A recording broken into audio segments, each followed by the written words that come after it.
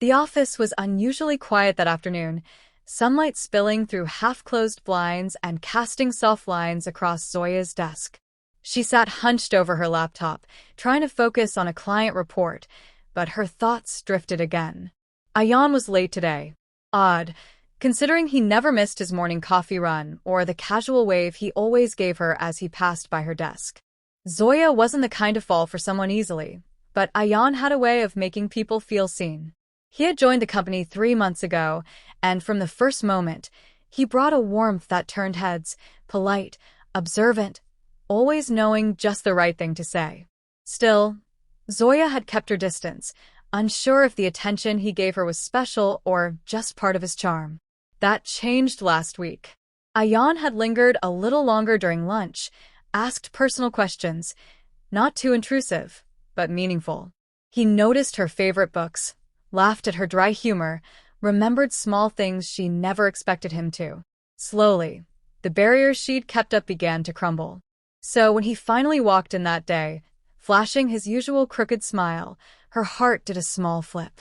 "Busy day?" he asked casually, leaning on the edge of her desk. "Trying to meet the deadline," she replied, eyes fixed on the screen though her mind was already wandering. He placed a small pastry box next to her keyboard. "For the girl who doesn't take lunch breaks," he said. She smiled genuinely. "Thank you." He waited a beat before speaking again. "Zoya, I heard your birthday is coming up. Got any plans?" She hesitated, shrugging. "Just dinner with my parents. Nothing special." "That won't do," he said, almost as if offended. "You deserve more than just a dinner. How about a night party? Just us. Something quiet. Somewhere nice." Her breath caught. A night party? With him? Alone? He seemed to read her expression.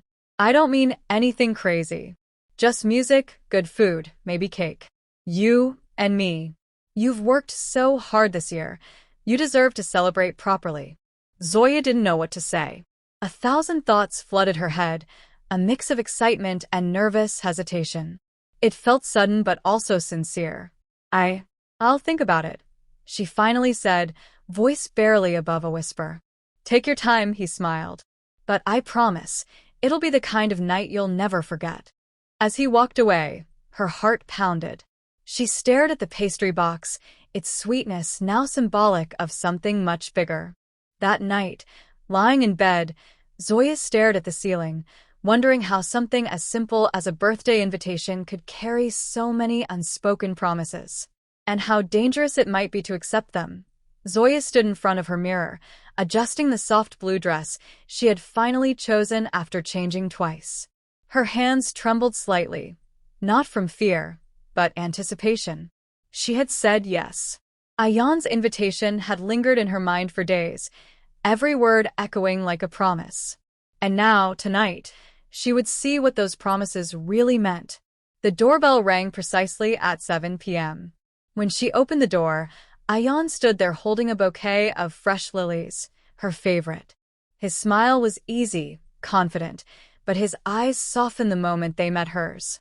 "You look beautiful," he said, offering the flowers. "Happy birthday, Zoya." "Thank you," she replied, her voice caught somewhere between surprise and gratitude. They drove in comfortable silence, the city lights flickering outside the window. Instead of a crowded restaurant or a loud party, Ayan took her to a private farmhouse on the outskirts. String lights wrapped around trees, casting a gentle glow over the yard.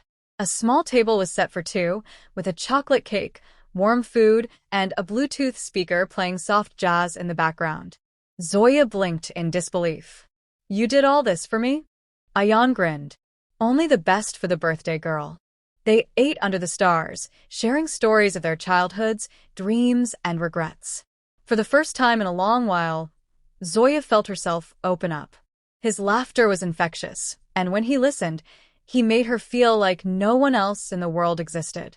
After dinner, they danced barefoot on the grass. The night air was cool, brushing against her skin like a secret. Ayan held her gently, not too close, just enough. In that moment, Zoya felt like the universe had conspired to give her something rare, a night she would remember. But there were small things that didn't fit. His phone buzzed twice, Both times, he checked it quickly and put it away. Once, he walked away to take a call, muttering something vague about work. She brushed it off. Everyone had responsibilities. But somewhere deep inside, her intuition stirred. When the cake was cut and the music faded into silence, Ayan walked her back to the car, fingers lightly brushing against hers. At the door, he leaned in, not for a kiss, but a gentle touch of his lips on her forehead. "Thank you," she whispered. "This was perfect." He smiled, but his eyes flickered briefly, something unreadable behind them. "Told you you'd never forget it." As they drove back, silence fell between them. Not uncomfortable, but unfamiliar. Zoya glanced at him, wondering if she was falling too fast, or if he had already started letting go. The days following the birthday night unfolded like a dream, until they didn't. At first, Ayan's texts came regularly. Short but sweet. A good morning here, a midday check-in there. But by the fourth day, the messages slowed. By the seventh, they stopped altogether. Zoya told herself not to overthink. Maybe he was busy. Maybe he was waiting for her to reach out. But deep down, anxiety had already begun its slow crawl through her thoughts. A week later, while waiting at the office cafeteria, Zoya overheard two colleagues whispering near the vending machine. "His fiancée's coming back next month. I saw pictures. She's gorgeous." Zoya's stomach dropped. She turned instinctively, catching only fragments. Engaged since last year, long distance, planning a winter wedding. The name confirmed it. Ayan. At first she froze. Maybe they were mistaken. Maybe it was someone else. But the doubt didn't last. The pieces began clicking together with brutal clarity. The hurried phone calls, the sudden distance, the subtle deflection whenever she mentioned the future. Zoya marched to the corridor outside his office, adrenaline pulsing in her veins. When she saw him, he was laughing with a group of coworkers, carefree and perfectly composed. "Ayan," she called, her voice cold and cutting. He turned, surprised. "Zoya." "Hey, are you engaged?" she asked, loud enough to still the air around them. His expression faltered. Just for a second. Then a slow shrug. "It's complicated." Her chest tightened. "Complicated? You threw me a birthday party, danced with me, kissed my forehead like I meant something. Was that part of the complication too?" He took a step closer, lowering his voice. "Look, Zoya. You misread things. I never promised you anything." The words struck like ice. Her mind reeled, trying to make sense of the man standing before her. The same one who had made her feel special, safe, chosen. "So, what was it then?" she asked, voice trembling. "A rehearsal? Entertainment until she came back." He exhaled sharply, visibly annoyed. "Don't be dramatic. It was a night. That's all. You wanted more, I didn't ask for it." Tears threatened to fall, but she blinked them back. She would not let him see her break. Without another word, Zoya turned and walked away, each step heavier than the last. Her heels echoed down the corridor, marking the end of her fantasy.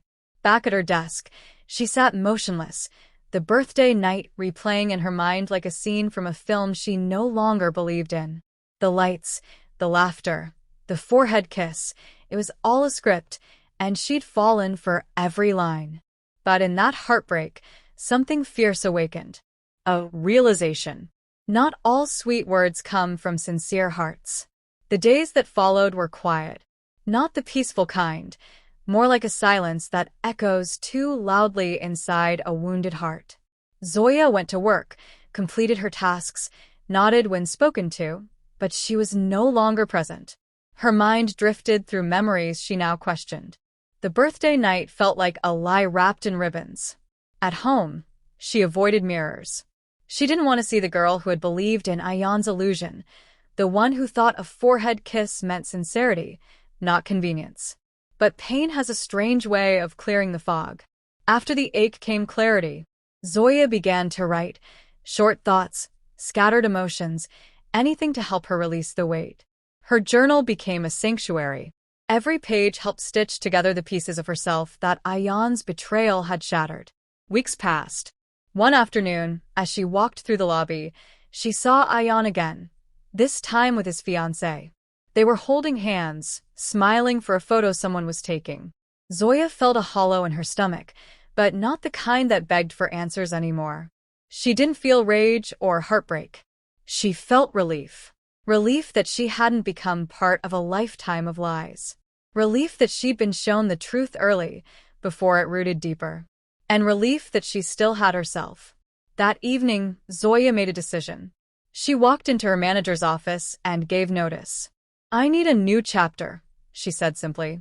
No explanation required.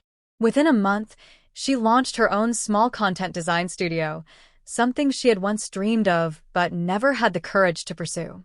Her past experience, her pain, her rediscovered strength, it all fueled her creativity. And in the quiet moments, when the world slowed, she reflected, not with regret, but with resolve. She realized that sometimes betrayal wasn't a punishment.